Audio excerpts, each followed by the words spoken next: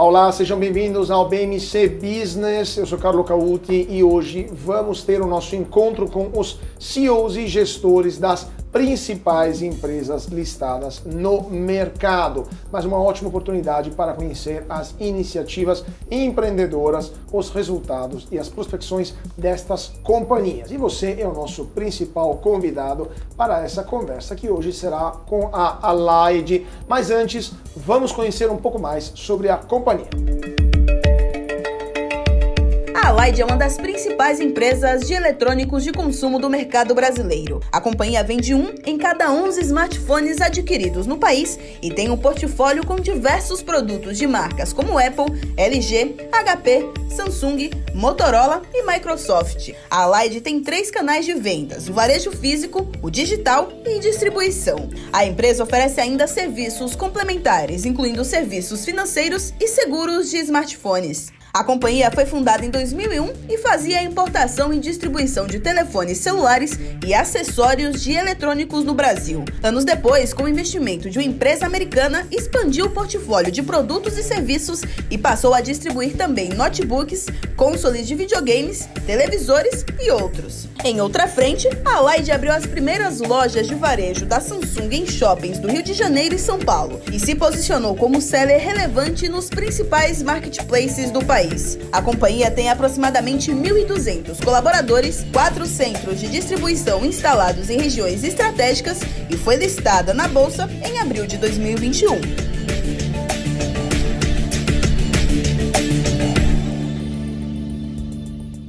Então vamos conversar agora com o Gustavo Antunes, CFO e diretor de RI da Allied. Muito boa tarde, Gustavo, muito bem-vindo ao nosso business. Boa tarde, muito obrigado pelo convite.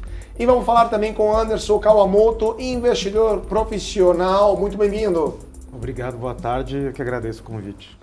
Vamos lá então, vamos iniciando o nosso papo. Resultados da Allied, lucro líquido ajustado, queda de 24,9% nesse segundo trimestre de 2023, foi para 18,1 milhões de reais. Os efeitos, em comparação com o ano passado, como é que foram e quais foram os principais causadores desse desempenho? Legal. Bom, obrigado pela oportunidade de falar aqui sobre o nosso resultado. A Allied tem vivido um momento diferente do que foi o ano passado, até o segundo trimestre deste ano. Então, a gente é uma empresa que revende produtos eletrônicos e a gente viveu entre 2020, no período da pandemia, até o meio do ano passado, um período de bastante prosperidade, muita venda, com margem muito alta. Depois disso, a gente entrou num período um pouco de ressaca desse mercado. Então, quando a gente vê o resultado da companhia menor do que foi o ano passado, parte disso é reflexo de a gente estar num momento de ressaca do mercado de eletrônicos. Ainda assim, mesmo num momento super desafiador, a gente conseguiu crescer 20% a receita, a gente vai falar das nossas linhas de crescimento, as nossas margens para cada unidade de negócio estão em linha com o que a gente imagina, e a gente deu lucro mesmo num ambiente super turbulento, num ambiente super desafiador, que isso é reflexo das ações que a gente tem tomado para proteger a rentabilidade da empresa. Agora, deixa eu entender a questão antes de passar a palavra para o Anderson, essa questão que você falou das ressacas, da ressaca do mercado. O que está acontecendo no mercado? É uma questão dos juros, é uma questão ou as pessoas são super endividadas, não têm capacidade de compra mais? O que está acontecendo no mercado em geral? Cara, acho que tem uma composição de duas coisas. A primeira coisa é que ainda a gente está vivendo um período pós-pandemia, no qual o período que todo mundo ficou com restrições de mobilidade, com restrições de consumo, todo mundo foi em casa e comprou muito eletrônico. Comprou computadores, comprou televisões, acessórios. A gente foi muito beneficiado de estar nessa indústria. A gente conseguiu apresentar resultados de 2020, 2021 fabulosos. Quando as restrições de mobilidade se encerraram, as pessoas passaram a trocar essa antecipação de consumo dos eletrônicos para serviços, restaurantes, viagens, roupas. Então, a gente viu o mercado do varejo concentrando, digamos assim, os gastos na indústria em que a gente está inserida no primeiro momento e, nesse segundo momento, menos na indústria que a gente está inserido. Depois disso, então, acho que um efeito é isso. O segundo efeito, perdão, acho que um outro ponto que eu gostaria de dizer assim, você pega o mercado de telefones celulares. que é o mercado mais pujante dentro dos eletrônicos. É um mercado que cai esse ano na ordem de 15% a 20%. O mercado de computadores, mais ou menos na ordem de uns 10%. Então, é reflexo disso. A outra coisa é que o juros subiu muito, as famílias estão endividadas, a gente vê o nível de desemprego baixo, mas a renda ainda também está baixa. Então, agora com um novo ciclo monetário, começando o corte de juros, a tendência, é natural que agora libere espaço para uma retomada da indústria. Então, acho que é uma mistura do conjuntural do pós-Covid com um pouco de macro. Perfeito. Anderson, sua pergunta. Gustavo, eu queria aproveitar o momento, como você mencionou essa mudança, né, essa ressaca pós-pandemia, também as empresas tiveram que se reestruturar. A partir do Covid, a gente teve o consumo de várias operações sendo 100% digital, depois voltou. Como que é o modelo de negócio atual da empresa, né? A gente viu no passado o modelo CIS como uma aposta, aí a empresa, né, deu um passo atrás de novo. O que hoje é o modelo de negócio da Allied dentro do B2B, do B2C, a Sudi, o Trocafy, a operação Legal. em Miami? Se puder resumir e explicar um pouquinho essa perspectiva. Anderson, olha, eu acho que de uma forma mais conceitual, eu acho que a gente pinta lá nas nossas paredes que a nossa missão é levar o universo digital ao alcance de todos. Mas o jeito que a gente faz isso, a gente está inserido numa indústria que tem de um lado players globais como Samsung, Apple, Motorola, HP, Acer, Lenovo, e do outro lado varejos de todos os tipos, dos grandes aos comércios pequenos, e a gente conecta essas duas pontas. A gente acaba operando muito em falhas de mercado. Então, as empresas globais têm limitações de atuação no Brasil em capilaridade, em complexidade tributária, em complexidade logística. Por outro lado, os varejos também têm limitações na agilidade de sortimento, na capacidade de planejamento. Então, a gente costuma, por estar há mais de 20 anos muito próximo dessas duas pontas, a gente costuma ser um salvaguarda para ajudar a estratégia dessas duas pontas. Então, eu vou exemplificar um pouquinho. Você perguntou como que está o nosso negócio, como que isso mudou, né? A gente faz 10 anos que a gente tem lojas da Samsung no varejo físico. E isso acontece porque uma empresa do tamanho da Samsung, talvez gerenciar 130 pontos de venda, que são só os nossos, tem outros 200 talvez, a mais, tem mais ou menos 300 pontos de venda. A Samsung não quer fazer isso. Então a gente é uma das empresas que faz isso para eles. Do mesmo modo, a gente tem parcerias a gente representa a Apple dentro da venda do Itaú no iPhone para sempre. Então é difícil para essas empresas terem algo muito customizado ou para atingir 3 mil clientes, desde comércios pequenos até grandes varejistas. Então a gente, de uma forma mais conceitual, a gente atua para conseguir suprir as falhas de mercado. Indo direto para a tua pergunta, como que é o nosso modelo de negócio? A gente tem um business que agora mudou um pouquinho, depois a gente vai chegar nisso, mais ou menos 70% do nosso negócio é distribuição, então a venda de atacado. A gente compra os produtos dos grandes fabricantes, estoca esses produtos e a gente sai vendendo ele para mais de 3 mil clientes. A maior parte disso é uma venda que o varejista compra e revende para o cliente dele. E a gente atende desde os grandes varejistas, passando pelos grandes varejistas regionais, para os pequenos. É aí que a empresa surgiu. A gente começou essa empresa como uma distribuidora de telefones celulares. Hoje, a gente é uma distribuidora de celulares, tablets, impressoras, videogames, de tablets, toda a gama de eletrônicos. Depois disso, a gente virou um varejo físico há 10 anos. A gente tem presença hoje em São Paulo, em Rio, no Minas, no Paraná e no Mato Grosso do Sul, representando as lojas da Samsung. 130 pontos de venda. E a gente tem um ponto de venda mais recente de venda de telefones usados. Mas eu vou falar daqui a pouquinho disso. E a gente tem, isso foi acelerado na pandemia, né? A gente sempre teve uma presença na venda online. Então, na nossa loja física a gente vende para o consumidor final, na distribuição a gente não vende para o consumidor final, mas no varejo físico a gente também vende para o consumidor final. Então a gente tem uma loja, a gente usa 3 formas de vender. A gente tem uma loja Mobcom, então se você entrar no Mercado Livre, na Amazon, no Magalu e procurar um produto, Mobcom Store, somos nós vendendo para um cliente. A gente também representa lojas oficiais de algumas marcas dentro dos varejistas. Então, Se você entrar no varejista, você pode encontrar lá a loja oficial da Apple, a loja oficial da Xiaomi. Somos nós representando o fabricante dentro do marketplace. E a gente tem também a Trocafy, que é a nossa marca para vender telefones usados. Mas eu vou deixar para falar isso no nosso futuro. E mais recentemente, a gente começou uma operação internacional, que a gente vai falar disso, de distribuição também para outras geografias. Então, esse é o nosso modelo de negócio. Aí você me perguntou, poxa, a gente tentou algumas coisas, a gente voltou, e é verdade. Acho que isso é um pouco da natureza da Allied. A gente é uma empresa que costuma ter diversos projetos em testar a viabilidade deles, e quando o negócio dá certo, a gente coloca o pé no acelerador, quando dá errado, a gente tira o time de campo.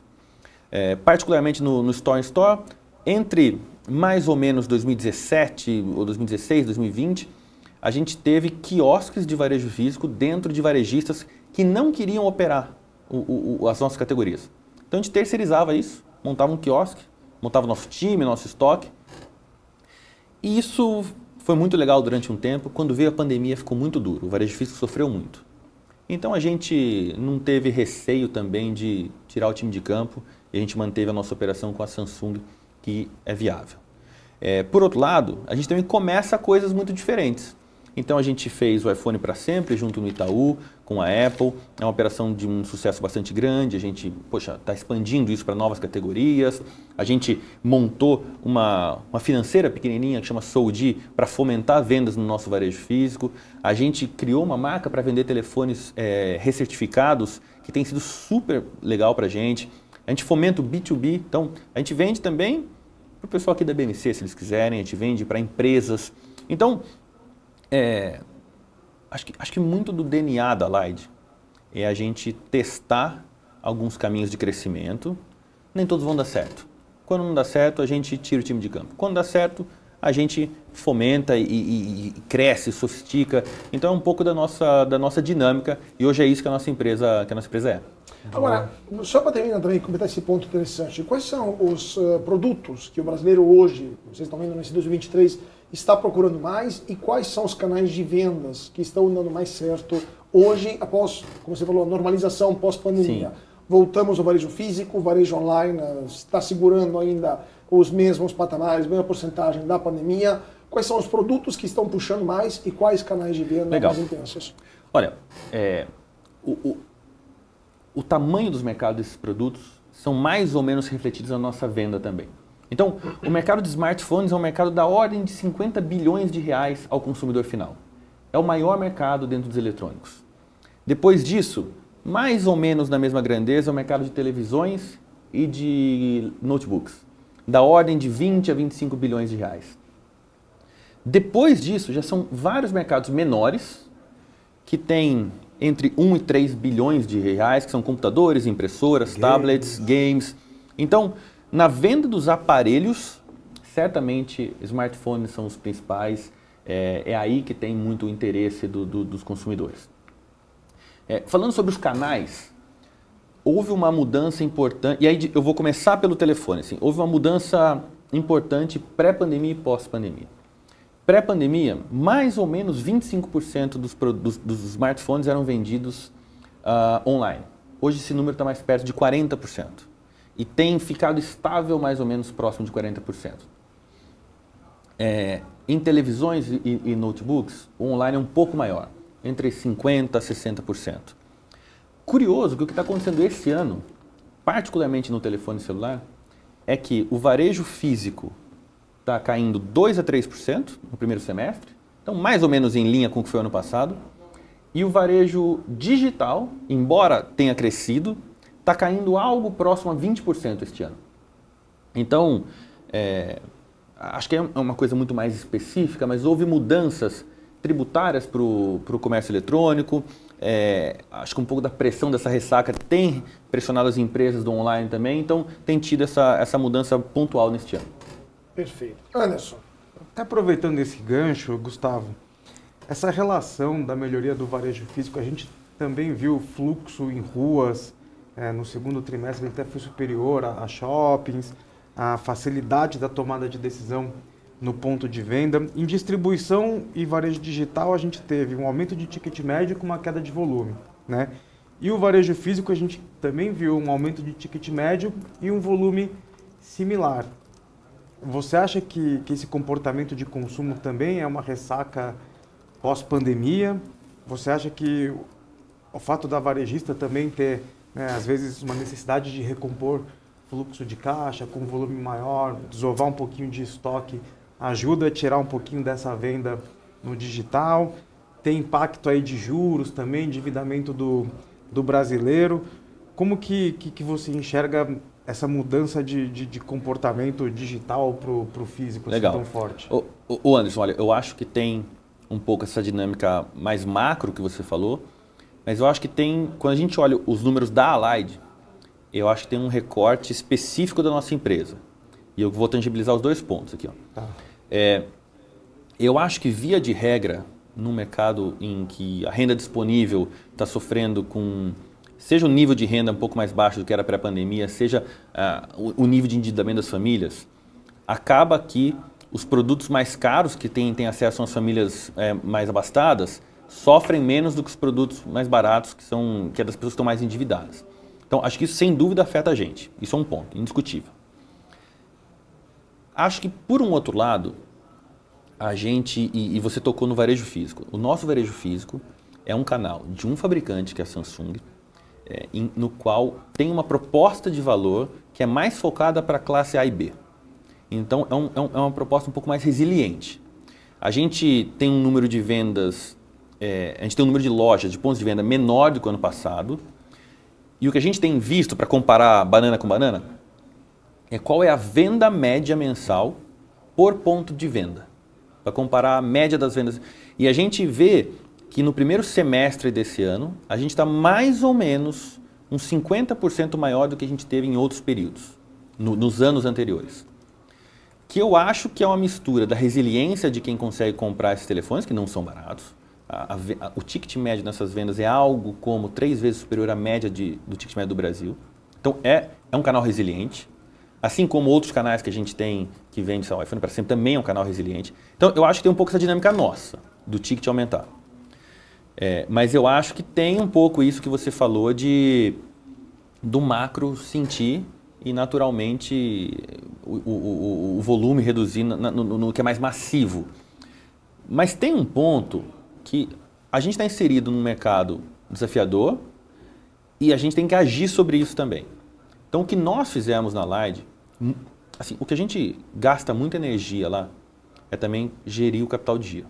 Gerir o capital de giro não é só comprar com prazo bom, vender com prazo curto, mas você gerenciar muitos SKUs toma tempo, toma recurso, não é fácil, a chance de erro é grande. E a gente fez esse exercício ativo de reduzir SKUs na empresa que a gente vai gerir. Então, algumas categorias que a gente trabalhava com portfólios completos, a gente reduziu. Em vez de comprar alguns produtos de valor agregado muito baixo, a gente reduziu. Então, se você olhar, a gente mostra isso nos nossos resultados, uma barra de unidades vendidas e ticket médio, você vê claramente a gente pegando os produtos de menor valor agregado e dando uma pausa nisso. No momento em que o juro sangra todo mundo, que tem a ressaca da nossa indústria, o jeito da gente agir é focar em pouca coisa e coisa rentável. É isso que a gente também tem feito. Pois é, mas eu vou pegar esse gancho então. Qual que é esse objetivo no momento então? Geração de caixa, rentabilidade, diminuição da dívida, market share que tem que crescer. Então, qual que é a meta no curto, no médio e no longo prazo para a empresa? Legal. Depois também queria perguntar sobre a operação internacional. Legal. Cara, acho que de um jeito muito resumido, a gente tem uma obsessão por ter uma empresa lucrativa. Então, eu acho que quando a gente apresenta um lucro positivo, isso é o resultado de uma série de ações que a empresa fez para tornar o negócio rentável. Em momentos mais difíceis, a gente tem que olhar a quebra da organização como um todo e entender quais são as partes que estão resilientes e que são boas e quais são as partes mais desafiadoras. Dentro do que é mais desafiador, tem algumas coisas que a gente vai ter que abrir mão. Então, eu diria que 2023 e talvez o começo de 2024, a gente vai seguir nesse espírito. Então, cortando aquilo que não está dando o resultado esperado. Exato. Então, foi assim que a gente encerrou alguns pontos de venda do varejo físico. A gente tinha 39 lojas online em canais diferentes. Alguns não se pagavam, a gente encerrou. A gente reduziu nosso quadro de funcionários, a gente reduziu algumas despesas de fornecedores. Então, tudo isso eu acho que a gente está no meio desse momento. Para o médio e para o longo prazo, eu diria para vocês assim, que tem, acho que 3 ou 4 importantes caminhos. O primeiro caminho é assim, a gente acredita muito na presença no varejo digital, e no varejo digital a gente hoje é muito concentrado em telefones celulares. Existe espaço para a gente ter uma presença maior em outras categorias, então a gente vai despender esforço nisso. O segundo, dentro da distribuição, a gente tem, a depender da categoria, videogames é um outlier aqui, a gente tem entre 6% e 10% dos market share das categorias. Games é quase 30%, né? Games é quase 30%. Mas é uma exceção. E a gente tem, dentro da distribuição, eu falei para vocês uma unidade de B2B, que a gente vende para empresas. É uma unidade da ordem de 350 milhões de reais e que a gente tem muito espaço para crescer. Então, a gente pode vender serviços diferentes, a gente pode vender, cloud, a gente pode vender consultoria, a gente pode vender manutenção, a gente pode chegar em canais que a gente não chega. Tem uma avenida muito grande para fomentar isso. Então, B2B, presença no varejo digital. A venda de telefones usados, a gente acredita muito nisso. Depois podemos explorar um pouquinho. E por fim, a gente começou um negócio de serviços financeiros, que é para retroalimentar o nosso varejo físico. A gente acredita que o varejo físico não vai ser o que foi pré-pandemia, então o consumidor aprendeu a comprar online. Então o varejo físico tem um tipo de consumidor que ele precisa de crédito, ele precisa de facilidades financeiras, a gente consegue criar um ecossistema nisso. Então a gente tem uma carteira com juros da ordem de 80 milhões de reais, que a gente tem trabalhado para fomentar isso. Mais ou menos 10% do que a gente vende nas nossas lojas já é com a solução financeira nossa. Então, é um caminho de retroalimentar e tornar o nosso varejo físico ainda mais atrativo. Pois é, só essa questão então vou pegar o gancho também na questão do telefones celulares recondicionados, né, de fato. Como é que é esse mercado no Brasil? Lá fora é muito comum isso, bastante, especialmente na Europa. O brasileiro tem costume de comprar telefone recondicionado e nós tem um tipo de temor que o telefone não esteja 100%. Como é que funciona esse processo também de recondicionamento nos telefones? Legal, ótima oportunidade de a gente falar sobre isso. A Allied sempre trabalhou de alguma forma com telefones usados. E usados não era necessariamente, por muitos anos não foi o telefone que foi usado por uma pessoa e devolvido. Na distribuição, a gente vende o telefone para um cliente, ele podia ter algum tipo de avaria, podia amassar a caixa. E a gente tinha alguns canais, alguns clientes que a gente vende, e esse cliente vende esse telefone. Pois bem, 3 anos atrás a gente entrou em parceria com a Apple e com o Itaú no programa iPhone para Sempre, no qual o cliente tem a opção de, depois de 21 meses, devolver o telefone e renovar o ciclo com um telefone novo dele. A Allied é responsável por comprar os produtos, vender, fazer o contato com o cliente, avaliar o telefone usado, recondicioná-lo e revendê-lo. Então faz mais ou menos 3 anos que começou esse programa, a gente começou a receber os produtos usados há mais ou menos 1 ano e meio. E eu vou ser honesto para vocês, a gente tinha um receio que será que a gente consegue vender tudo que a gente recebe? Será que a gente vai ficar com um estoque muito alto? Então, a gente veio montando canais diferentes de venda. Hoje a gente tem um quiosque no Shopping Light. A gente vai abrir mais um ao longo dos próximos 12 meses. A gente tem uma loja no Mercado Livre e a gente tem um site próprio que é o trocafy.com.br. O que a gente viu, e a gente já tinha feito pesquisas antes disso, é que o telefone celular tem crescido de preço mais ou menos 10% ao ano há alguns anos, de modo que talvez valha a pena para alguns clientes comprar um telefone melhor do que ele gostaria, mas 1 ou 2 gerações para trás, a um preço bom. A gente fez muita pesquisa disso e viu que tinha espaço. Nos Estados Unidos é algo próximo a 10% do mercado. No Brasil, é difícil ter número exato. A gente tem uma pesquisa encomendada, mas é muito a venda informal. Eu vendo para o meu amigo, eu dou para o meu filho o telefone usado. Então, a gente está, na prática, a gente está construindo esse mercado de forma formal. E quais são os principais riscos que o cliente tem? A gente fez uma pesquisa para isso também. A primeira risco que tem é, esse telefone é bom mesmo ou não é? E o segundo é, como que eu sei se esse telefone é roubado? Então, a gente tem uma garantia de checar se o e-mail faz parte de algum boletim de ocorrência, tem toda uma garantia de compliance no recebimento. A gente avalia o telefone quando recebe e a gente dá garantia para o cliente. Se ele receber em X meses e não estiver bom, ele tem a garantia de trocar esse produto. E a gente está começando pouquinho em pouquinho. Então, esse é um negócio que a gente acredita bastante, mas eu acho que é uma construção de ir... Olha, eu vou dar um outro dado. Hoje, a gente tem a nossa solução própria de venda de telefones usados. Mas a gente já trabalhou com outros parceiros há mais ou menos 10 anos. Nas nossas lojas da Samsung, a gente sempre teve a opção do cliente entregar o telefone antigo e pegar um novo, usar o antigo como meio de pagamento. A gente sempre viu que isso era próximo a 20% das vendas, tinha o telefone usado como meio de pagamento. Isso é muito forte nos lançamentos. Então, os fabricantes fomentam descontos e uma forma é leve seu telefone. Então, a gente está bastante entusiasmado de achar que pouco a pouco a gente não tem uma preocupação de trocar de carro dando o carro usado em garantia. Hoje tem telefone que é vendido por quase 10 mil reais. Sim. Então é um caminho que a gente acredita, de pouquinho em pouquinho a gente acredita bem posicionado para isso também. Posso pegar esse gancho? Vamos para um rápido intervalo, já voltamos aqui porque temos os comerciais, mas 2 minutinhos estamos de volta para falar da situação, dos resultados e da operação da Allied com o diretor de RI. Então não saia daí, voltamos já já. De volta para o nosso BMC Business, falando da Allied, dos resultados do segundo trimestre e também da operação e dos desafios e perspectivas futuras da empresa. Estamos falando com o Luiz Gustavo Ferraz, diretor financeiro de relações com os investidores da Allied e também com Anderson Kawamoto, investidor profissional. Anderson, sua pergunta então, que a gente interrompi antes dos comerciais. Não, imagina, eu que peço desculpas.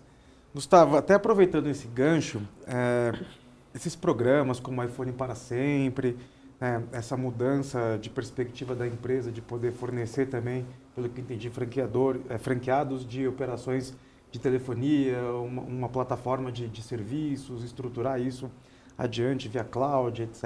Tal, economia circular. Isso não fica muito atrelado a um prazo de parcelamento muito alto? Eu pergunto isso pela preocupação da empresa em relação ao fluxo de caixa, né? Imagino que vocês tenham um custo para antecipar isso.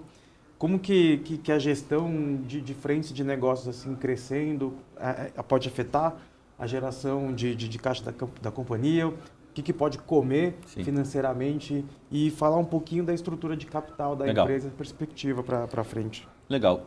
Anderson, olha, eu acho que a Allied é uma empresa de capex muito baixo. Então, o capital empregado na empresa é capital de giro. Então, acho que você começou aqui falando das plataformas do iPhone para sempre, enfim. iPhone para sempre é um caso específico, já vou tratar dele. No resto das nossas coisas, via de regra, a gente tem mais ou menos 70 dias de prazo de pagamento para os nossos fornecedores e mais ou menos entre 70 e 90 dias de recebimento de nossos clientes das diferentes unidades de negócio. Então, no varejo digital é em 30 dias, no varejo físico é mais perto de 100, no varejo, na distribuição é mais ou menos 75. Então, a gente tem que ficar vendo quanto que tem de capital empregado nisso e gerenciar o estoque no meio do caminho.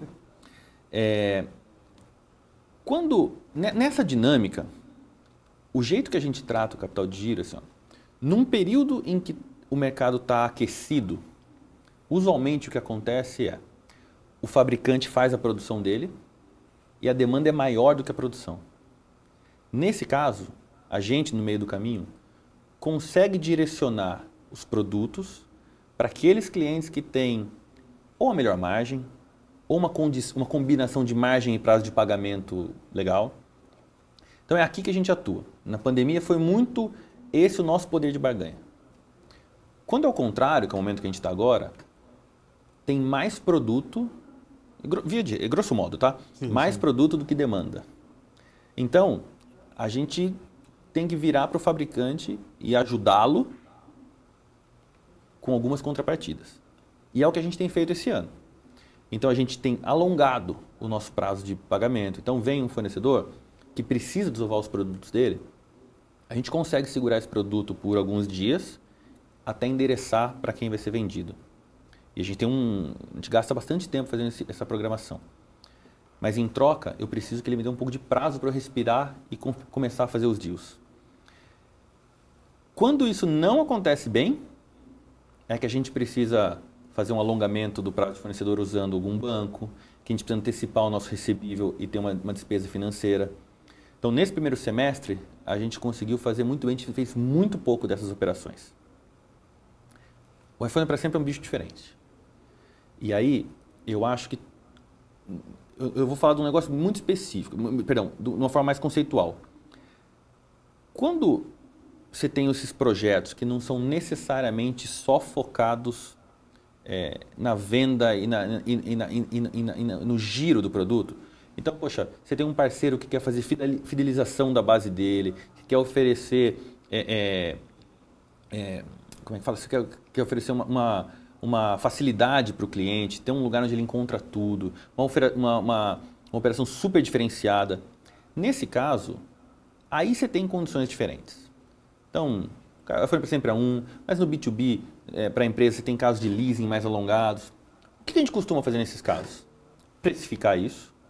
Muitas vezes trazer uma operadora, um fabricante junto para ajudar a pagar essa conta. Então tem que ter um parceiro importante que acredite nesses projetos. E nesses casos, sim, muitas das vezes, a gente tem que incorrer numa despesa financeira, sim. E o jeito que a gente olha aqui sobre a ótica financeira também a gente faz um proxy lá dentro da empresa que a gente chama de margem financeira, que é um proxy de lucro líquido. Então, eu posso ter uma margem bruta maior se uma antecipação de recebível para um projeto mais longo couber dentro de casa. Será que essa margem financeira, na verdade é um proxy de retorno sobre capital empregado, né? Sim. Então, se isso couber, está dentro de casa. Então, cara, a Light é uma empresa que a gente não consegue fazer o negócio subsidiando tudo. A gente precisa fazer o negócio dar retorno. Então, tem coisa que a gente faz, tem coisa que a gente não faz. É importante ter um parceiro junto. E, usualmente, os fabricantes vêm com ideias para a gente estão juntos, as operadoras estão junto, muitas vezes um cliente que é um negócio muito específico e a gente pode ajudar, ele também entra junto. Então, no fundo, é uma composição de forças aqui. Falando sobre a alavancagem da empresa, o primeiro semestre a gente gerou bastante caixa, isso foi suficiente para a gente reduzir a nossa dívida estruturada da empresa. Usualmente, o primeiro semestre é um semestre de geração de caixa. O terceiro trimestre é muito provável que a gente tenha um aumento no nível de estoque para se preparar para as datas sazonais. Até porque o ano -1 também foi bem poluído com Copa no fim do ano. Exatamente, né? Exatamente. Então, a gente acredita que, também na esteira da pergunta que o Carlos fez aqui, dado que a gente está focando só em manter operações que são lucrativas, a gente acredita, e nosso plano é esse, de que até o meio do ano que vem, a gente vai trabalhar num processo de desalavancagem da empresa. Pode mudar no meio do caminho? Pode mudar. Se o mundo mudar, a gente muda também. Mas a gente tem condições de deixar a empresa menos alavancada, sofrer menos com os juros que ainda estão no nível alto e liberar espaço para a gente poder ter lucro, eventualmente distribuir proventos para os acionistas, eventualmente pegar esse dinheiro e reinvestir em outros negócios. Então, mais ou menos, essa é a nossa visão aqui para o curto e médio prazo. Agora, eu queria falar um pouquinho também da operação internacional, né? O que levou a empresa a buscar a operação internacional? Como é que está funcionando essa operação? Onde vocês estão presentes? E também, o que levou também a mudar o guidance para essa operação? Legal. De fato, um sucesso, porque vocês mudaram para cima o guidance da operação lá fora. Legal. Muito legal essa pergunta. A primeira pergunta eu disse que a gente faz 20 anos que nós somos muito próximos dos fabricantes, dos players globais. Um deles é a Apple, que nos convidou para ser um distribuidor internacional. A gente nunca tinha feito isso e foi o primeiro parceiro que a gente começou a vender. De alguma maneira, o motivo de por que existe um distribuidor nessa cadeia de distribuição mesmo, né, de chegar até o cliente final, é porque o fabricante ele escolhe alguns clientes que ele quer vender, que são mais fáceis ou que têm um nível de crédito que eles querem ter, ou que têm um nível de planejamento que eles precisam ter. E aqueles que são, por qualquer motivo, mais trabalhosos, de que não consegue ter um nível de planejamento do jeito que o cara precisa, ou que tem um risco de crédito que ele não consegue ter dentro da carteira dele, ou por logística, por capilaridade, o fabricante terceiriza. Isso é assim no Brasil, isso é assim em vários outros lugares. Então, nós aceitamos esse desafio do nosso parceiro a gente se estabeleceu em Miami, e na América Latina, o mercado é diferente do Brasil, isso é importante de entender. Na América Latina, os clientes compram, vão buscar o produto lá no nosso centro de distribuição e pagam grosso modo à vista. Tem uma pequena parte que paga num prazo muito curtinho. No Brasil, não. Acabei de falar para vocês que no Brasil a gente tem um estoque maior, tem um prazo de vendas maior. Fora do Brasil é assim que funciona. Então, o trabalho lá em Miami é a gente ter um forte contato com os clientes e entender qual é a demanda deles para os próximos 15 a 30 dias e garantir que a gente está comprando o que já está vendido, vamos falar assim. Então, por isso que a margem é mais baixa do que é no Brasil. E olha, eu diria para você, você falou do guidance, né? Sendo super transparente. A gente esperava que fosse um sucesso, mas foi muito melhor do que a gente imaginava. E isso aconteceu porque a gente tem um time comercial que é bastante experiente em conhecer os clientes da América Latina. A gente tem uma lista de clientes para atacar e a gente tem 3 etapas de abordar esses clientes. E no fundo a gente conseguiu antecipar muito isso. Foi isso que aconteceu. A gente está presente hoje em vendas que vão para 20 países da América Latina. Dentro dessas vendas tem 3 tipos de cliente. Tem um varejista em algum país na América Latina que ele é grande o suficiente para ir comprar as compras dele, somente dele. Então tem esse tipo de cliente. Tem um outro tipo de cliente que são resellers, né, que são subdistribuidores quase, que é uma empresa que compra e essas empresas, é um subdistribuidor mesmo. Ele é bom, por exemplo, na América Central. Então ele leva esses produtos e ele faz a capilaridade aí dentro de determinadas regiões. Então a gente atende 20 países, não necessariamente diretamente, mas com players que têm presença, sei lá, em Guatemala, Honduras, Jamaica. E o terceiro grupo de clientes, a gente também atende empresas. Então algumas empresas vão lá e compram, de novo, seja elas mesmas ou seja via traders que vendem para empresas. Então assim, a gente está bastante satisfeito com a operação. Foi mais forte do que a gente imaginava, por isso que a gente precisou rever o guidance. E acho que a partir do ano que vem, o trabalho que a gente tem de fazer é de trazer mais produtos, mais marcas para o nosso portfólio. A gente já está fazendo isso, a gente já tem produtos diferentes, mas no fundo, honestamente, a gente teve um primeiro ano de tanto sucesso que a gente focou em estar bem estruturado com o que a gente tem hoje. Mas só para terminar essa questão também, então vocês foram escolhidos pela Apple, a Apple convidou vocês. Isso. E foi a primeira vez que eles tinham um distribuidor para a América do Sul, eles já tinham outro. Isso. E eles substituíram esse outro com vocês. Exatamente. Então eles tinham 3 distribuidores e aí um distribuidor passou a focar em outras atividades, mais em serviços e atendimento de outras coisas dentro do mundo de tecnologia. E a gente foi convidado para suprir esse mercado. Perfeito, perfeito. Anderson.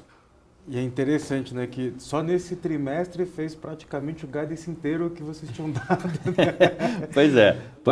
Parabéns. Obrigado, a gente ficou super feliz e assim, é um esforço e é um nível de risco grande também, né, de ir numa geografia diferente, entender tributação, entender estrutura societária, relação comercial, seguro de crédito. Então, não é simples, mas a gente fez com muito carinho também, com muito esforço e entender no detalhe. É uma operação de margem baixa, mas capital empregado negativo, então isso que é um negócio muito legal. Isso é muito então, bom. Puxa, a gente está super feliz de ter conseguido diversificar também a empresa, né? Porque no momento em que a gente está falando aqui que no Brasil o mercado está reduzindo, ter diversificação de risco para a gente foi super importante. Então, como se fosse um hedge também, né? Então foi muito legal. Não, maravilha, excelente.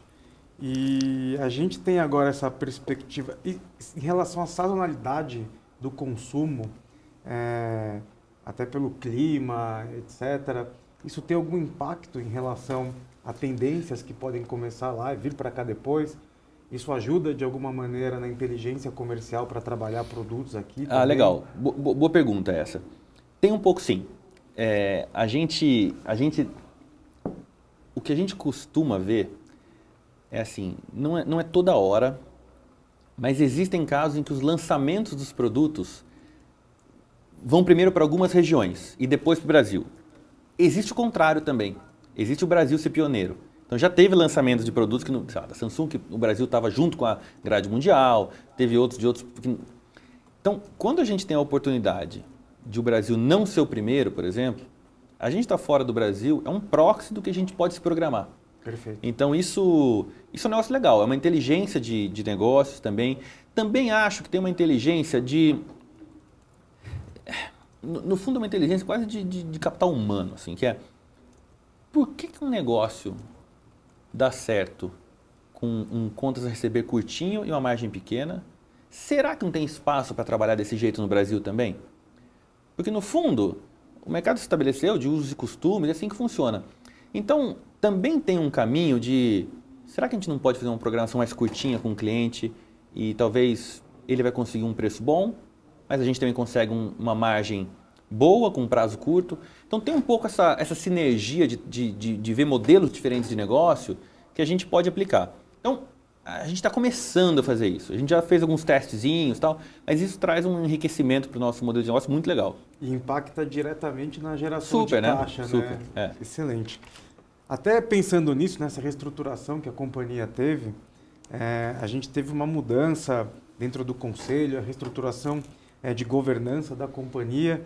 Queria que você comentasse um pouquinho, né, se isso foi especificamente dentro da estrutura de governança, ou se é uma política da empresa de olhar para todas as áreas e buscar eficiência dentro desse momento que a gente está passando para voltar a crescer e mais quando tiver uma redução de juros, um ímpeto de consumo maior. O que motivou a companhia a fazer essa mudança? Legal. Anderson, olha, o mundo muda e a gente muda junto com o mundo. Então, particularmente, a gente soltou um fato relevante mudando a formatação do nosso conselho. E isso não tem nada a ver com a mudança do jeito que que o nosso board olha a empresa ou da estrutura estatal, nada a ver.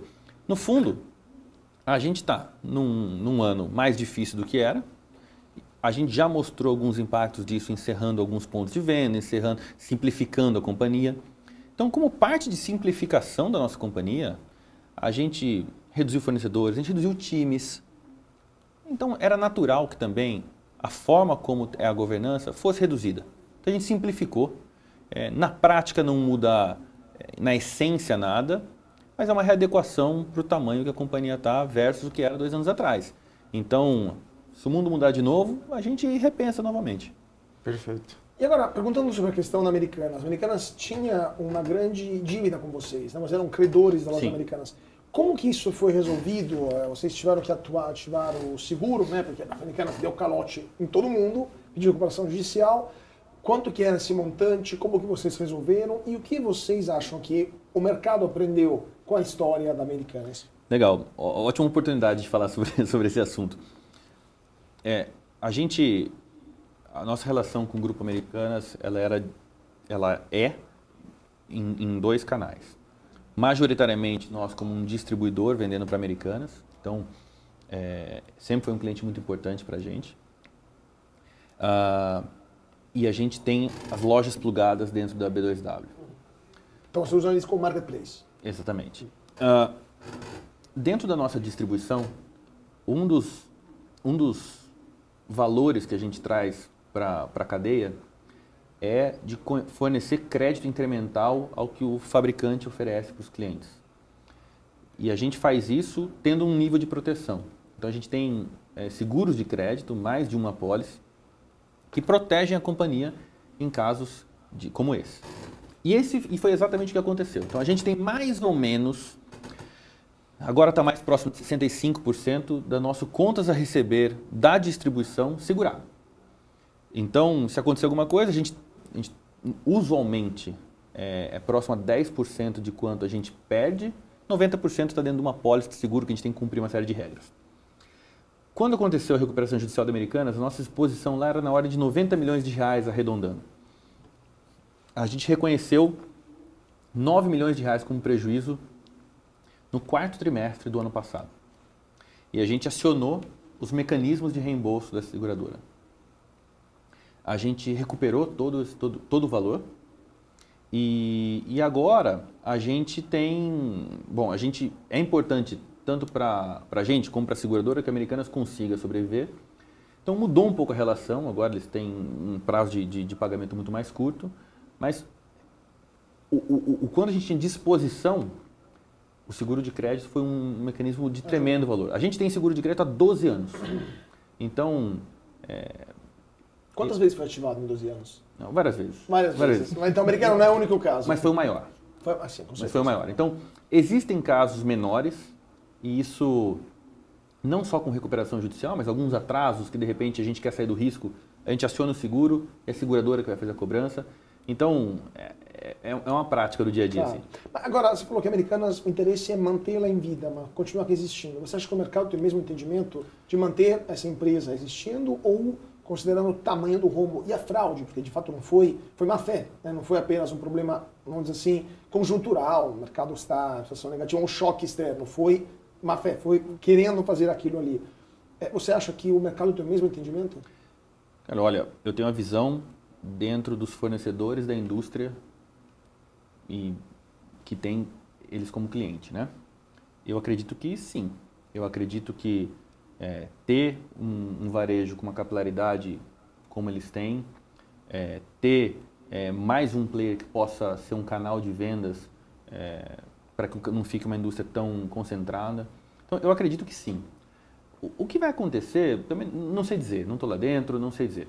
Mas eu acho que os fornecedores, todo mundo quer ter, até porque o impacto dentro do nível de emprego, do nível de renda que gera, é importante. Então, eu acho que existe uma boa vontade de tentar fazer esse negócio acontecer e não sei qual é o tamanho de equilíbrio deles, mas sim, acho que sim. E você acha que, desculpa, só para terminar esse ponto, e você acha que, considerando o tamanho da dívida, pelo menos até o momento apurado, né, porque temos outros números que podem sair logo mais, com o tamanho da dívida que eles têm capacidade financeira de sair desse buraco ou será necessária a compra de um terceiro que salve Americanas desse rombo? Cara, eu não consigo dizer, eu não estou lá dentro, eu não me sinto confortável de ter sua opinião sobre isso.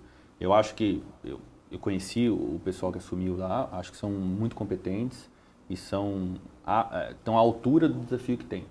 Então, a gente tem abastecido Americanas, a gente tem relação comercial com eles, mas não consigo avaliar, nem tenho informações suficientes para isso. Anderson. Esse evento ele pode ter contaminado também outras varejistas a terem um comprometimento diferente com o próprio estoque, relação de estoque. Alguns players fecharam também alguns centros, né? Acredito que isso tenha sido bom para a Light, porque acabou terceirizando e colocando maior share de eletrônicos dentro da operação de vocês.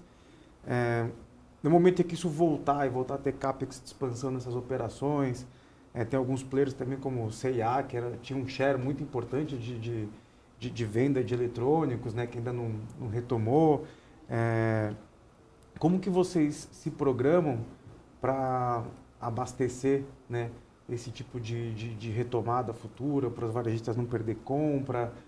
Como que se emprega capital nessa retomada para que não tenha esse risco de ficar exposto a um possível calote? Olha, eu acho que, vou tentar abordar de diferentes formas aqui, eu acho que tem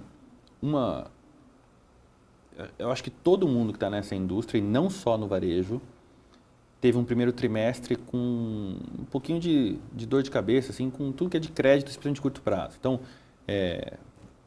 os bancos ficaram com uma percepção de risco maior, os fabricantes também ficaram, todo mundo ficou. Minha sensação é que isso já arrefeceu bastante. Então, acho que todo mundo está nesse mar aqui, sofreu um pouquinho isso. Depois, eu acho que assim, você mencionou, a C&A é um importante cliente nosso, todos esses grandes varejistas listados são clientes nossos, e eu acho que está mais ou menos todo mundo mais cauteloso, tomando ações mais pontuais para preservar o caixa, para preservar a lucratividade, e com a gente não é diferente.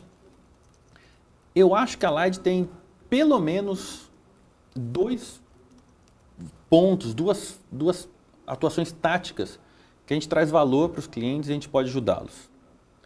Eu acho que uma é flexibilidade comercial. Na verdade, é uma que pode ser tudo, tá?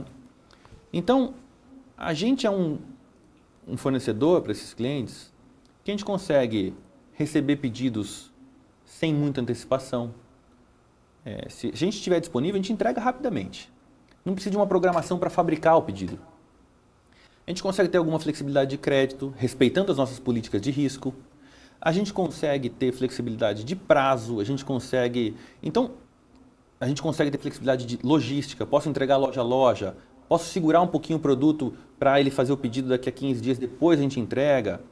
Posso acomodar uma agenda de recebimento do cliente. De repente o cara não quer arriscar tanto, ele fala, deixa eu ver como vai ser meu dia dos pais, e se for bom, eu pego aquele então, lote.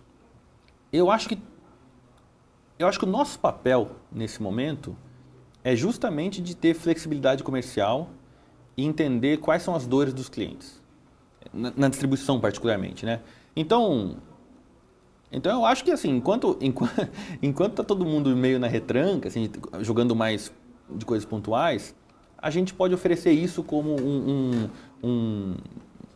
uma proposta de valor para os nossos clientes. E para a indústria também. Perfeito. E essa relação com certeza cresce também na retomada. Todo mundo vai lembrar quem ajudou no momento difícil. Né? Exatamente. Gente, eu teria muitas outras perguntas também, acredito que o Anderson também teria muitas outras, mas nosso tempo infelizmente acabou. Eu queria agradecer muitíssimo o Luiz Gustavo Ferraz Antunes, diretor financeiro e de RI da Allied. Foi um prazer tê-lo conosco hoje aqui na Business. Eu agradeço, muito obrigado pelo convite, espero que tenham gostado. Muito bom, muito obrigado também ao nosso Anderson Kawamoto, investidor profissional. Anderson, foi um prazer tê-lo conosco. Prazer todo meu, muito obrigado pelo convite. Valeu. Com certeza teremos próximas ocasiões e muito obrigado também a você que está seguindo a gente aqui no BMC Business. Nos vemos na semana que vem com mais uma história, uma análise e também os dados de mais uma empresa que movimenta o mercado financeiro. Mais uma vez, muito obrigado a todos pela atenção, uma ótima noite e até mais.